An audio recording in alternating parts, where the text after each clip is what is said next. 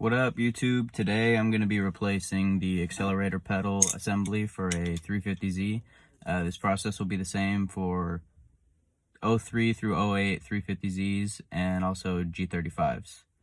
So in order to replace your accelerator pedal or pedal assembly, you're just going to need a new pedal to install and then also a 10mm socket with extension if you have it. So in order to take out the accelerator pedal, it's going to be 2 bolts, one right there and one up top, and then you're also going to have to disconnect the clip. So I'll show you when I get the bolts out. So I got the 2 bolts out, so now the pedal will just slide down like that. You're going to have to undo this clip by pushing in on this plastic piece, so I'll take that off really quick. So I got the pedal out. This is the OEM pedal.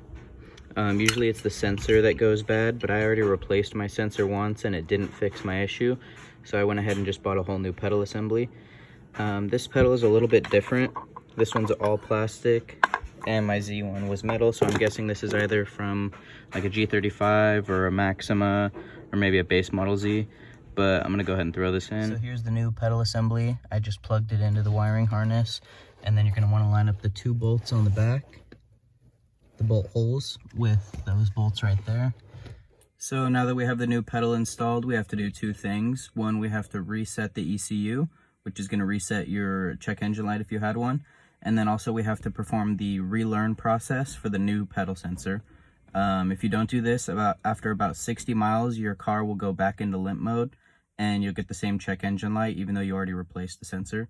So I'll show you how to do that real quick.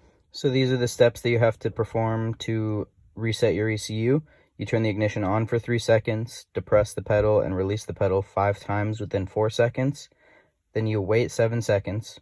You push the pedal down all the way and wait for the check engine light or the service engine soon to start flashing.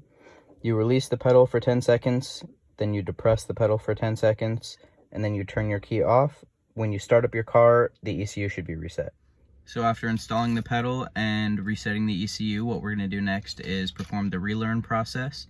What this is going to do is it's going to send a signal from the pedal sensor to the ECU telling it when it's in the closed position, when you're completely off the throttle.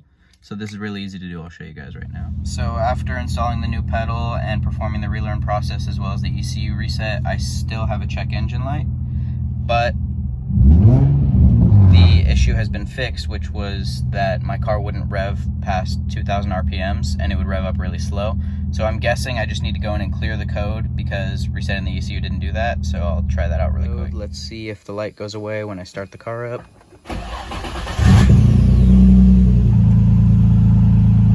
All right, it's gone. No lights on the dash means it's time to go fast. So here's a little side note. If you guys are car enthusiasts, you should check out this product. It's called the Micro Mechanic. I'm not sponsored or anything. It's just an awesome little device. You plug it into your OBD device, your OBD2, and you get the app on your phone, and it'll send you fault codes and suggested services you should do on your car. It's helped me out with diagnosing things and not having to go out and buy a $100 OBD2 reader because this is only about 20 bucks.